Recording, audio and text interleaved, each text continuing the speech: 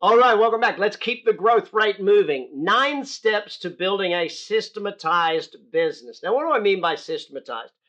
I'll give you a simple example. A gentleman the other day was chatting with me and he said, Brad, I don't know why it is, but my team just doesn't seem to do things consistently well. So great, show me the checklist they're following. He looks me in the eye and he goes, what do you mean the checklist they're following? I said, well, if there's no checklist, how do you expect there to be consistency?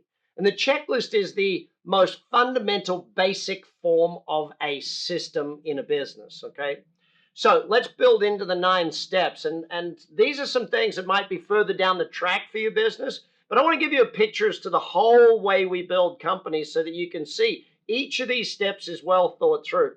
It's like it's a recipe of how to grow a business type thing. So we start with the vision statement of the business. And if you want to understand that, jump on actioncoach.com, go to the About Us page, and you'll see our vision and mission and culture and all of those sorts of things. So your vision's like the North Star. It's your 100-year goal for the business. Second is your mission statement. The mission statement is kind of like, how do you get to that vision? How do we actually get there and do that?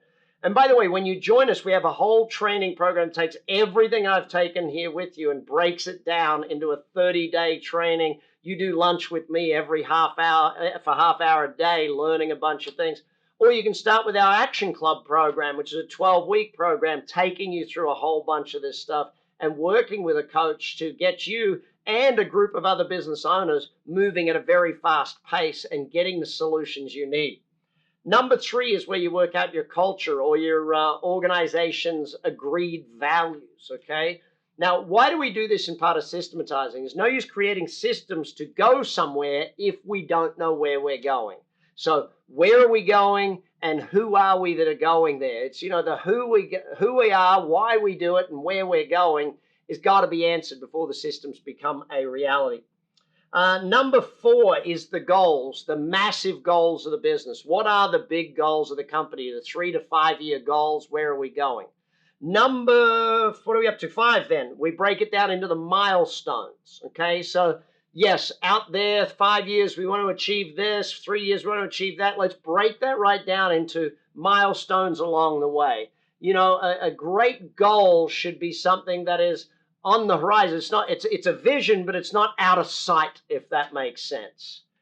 So from there, we could take those milestones, all of those things, and we say, okay, that's where we want to get to. And that's where we're going to build our business to.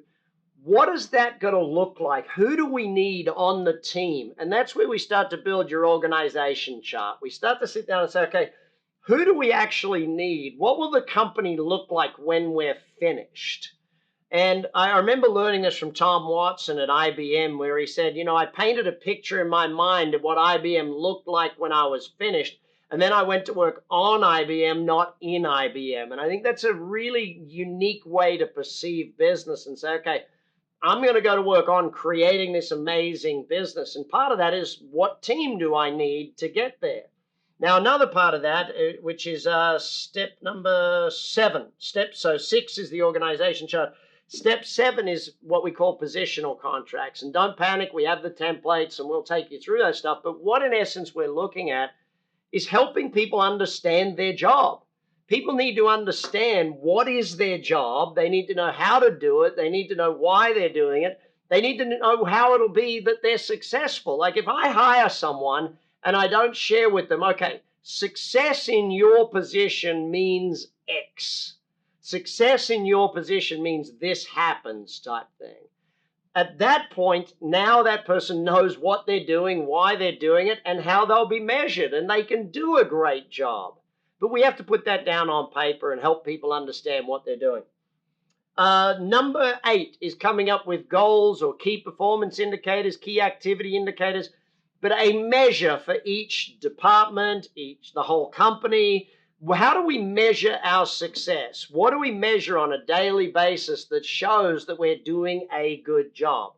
And then finally, number 9 is where we get to the how-to manuals. These could be written manuals, they could be checklists. In a lot of cases, we find they're photographs or videos of how to do something, and making certain that the people who come in, you don't have to train them to do their job, you have to train them to follow the systems.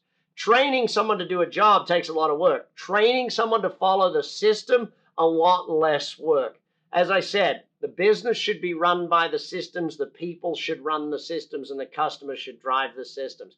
That's how real growth actually happens in great companies. And if you want to build a business that works without you, that's a very important part.